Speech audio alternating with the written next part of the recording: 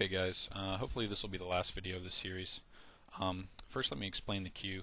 I've got the rules for the queue here listed on the screen, so if you want to pause the video and read through that, that may help you understand what I'm about to say.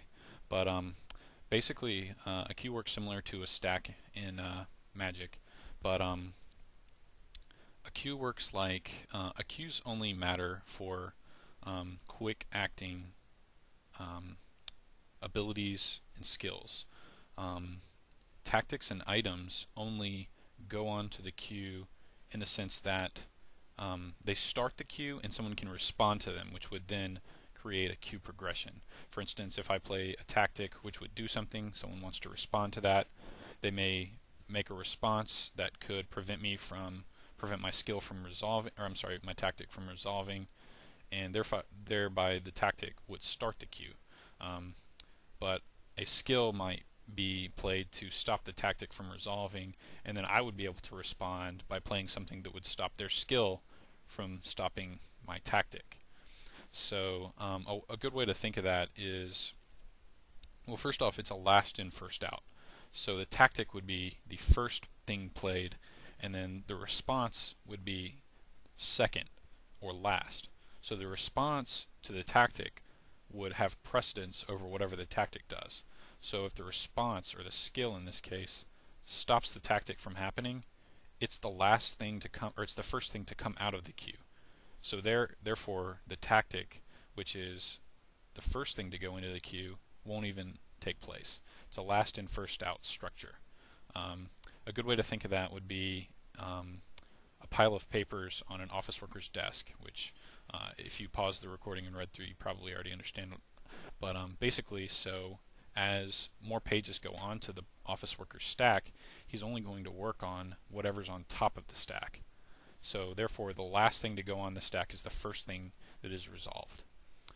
So hopefully, if you've read through and then listened, you've got an idea of how the last in, first out queue works. Okay, hopefully I'll also be able to give you guys an example of the LIFO queue in action. Okay, so quickly, this is how I would begin a game of Geekfight. First thing I would do, we would both roll. I'm going to assume that I got to go first. So now I'm going to right-click on my deck and reveal to owner all, so that I'll be able to pick my starting combatants. I'm going to pick the guitar guy, who is not a VIP. Remember, you're not allowed to start with VIPs in play. And Elite Hacksaw. Actually, sorry, first thing I would have to do would be to right-click and turn the cards over so that my combatant, or my opponent, would be unable to see what my choices are. And then he would do the same, and then we would both reveal at the same time at the beginning. And let me also draw 7 cards at the beginning. There it is, my draw. Okay. Okay, so now I've drawn my 7 cards at the beginning of the game, and we've both revealed our combatants. Now I go first, so I will choose to either spend or attack. I cannot do both since I'm the one going first. So in this case, I'm going to choose to spend. So I'm going to play the Slay Station controller using 4 resources here, and that would leave 1 floating. I'm able to combine my resources, and you'll see that the guitar guy can produce cash or tickets in 2/2, whatever combination he wants. I've got 7 at my disposal, I believe.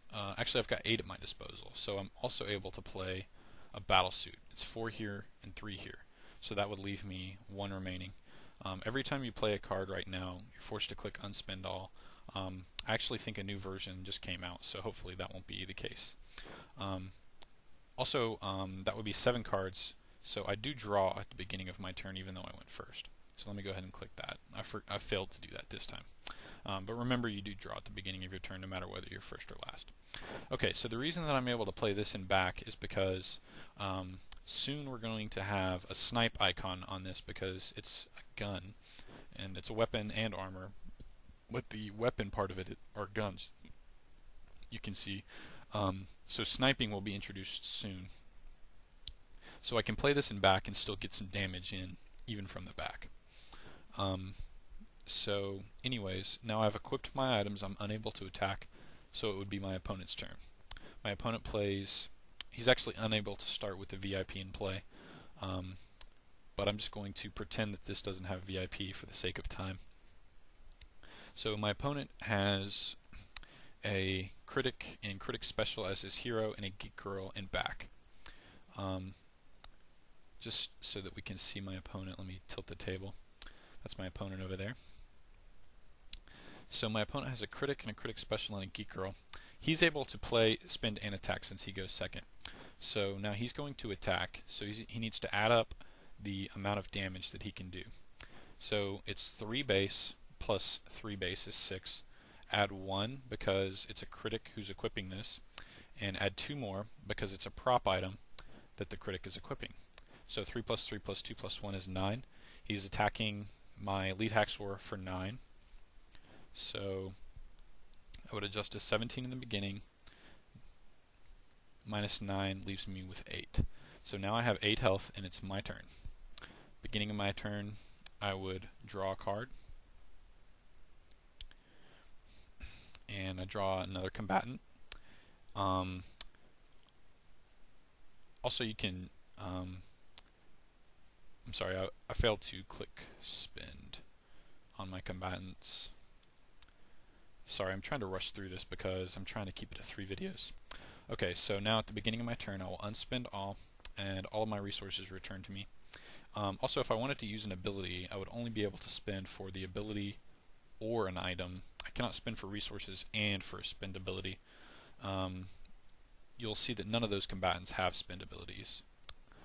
Neither of those, but some of them will, so just be wary of that. Okay, so now during my turn I'm going to want to attack. So 4 plus 2 strength plus 2 strength because it's a video gamer who's equipping this PlayStation controller is 8. So I can attack for 8 damage. My combatant, or my opponent, starts at 10, so he'll be taking 8 damage down to 10. And also this one would be sniping for 2, so I can do an additional 2 damage snipe damage. Okay, so we've both dealt our first damage.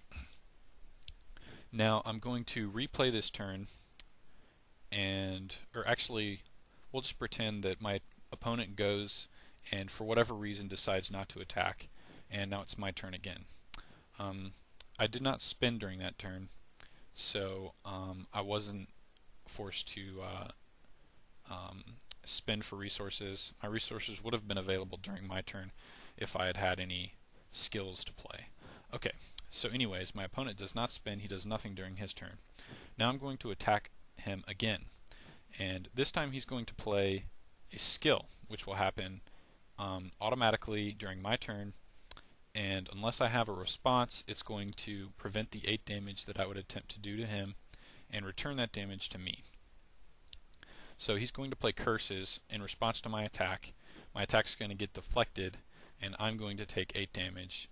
He's going to be killing my combatant as a result of Curses, and this is a damage effect, so that damage will earn him a cred, earning the first cred of the game for my opponent. 1 cred. I think that's pretty much the gist of it. There are a lot of different options in the game. Vicious BO would prevent him from attacking me. For example, Under the Table Gaming allows me to go get a Vicious BO back from my graveyard. There's a lot of options or availability for Dex Energy. The Angry Video Game Nerd gets bonuses from video gaming items, as does the Unwashed. He gets bonuses from all gaming items. And of course, Lead Haxor is a video gamer, so he will also get bonuses from video gaming items. I've got lots of video gaming items in this deck. So you can see there's lots of options for Dex Energy. I'll probably end up doing a 4th video just to fill in the gaps, because I'm sure my coworkers will tell me, what I've messed up on. So you can look forward to a 4th video where we discuss some erratas and fill in the gaps of what I've missed. But hopefully these videos have helped speed up the process of teaching you guys how to play. So let me know if you have any questions.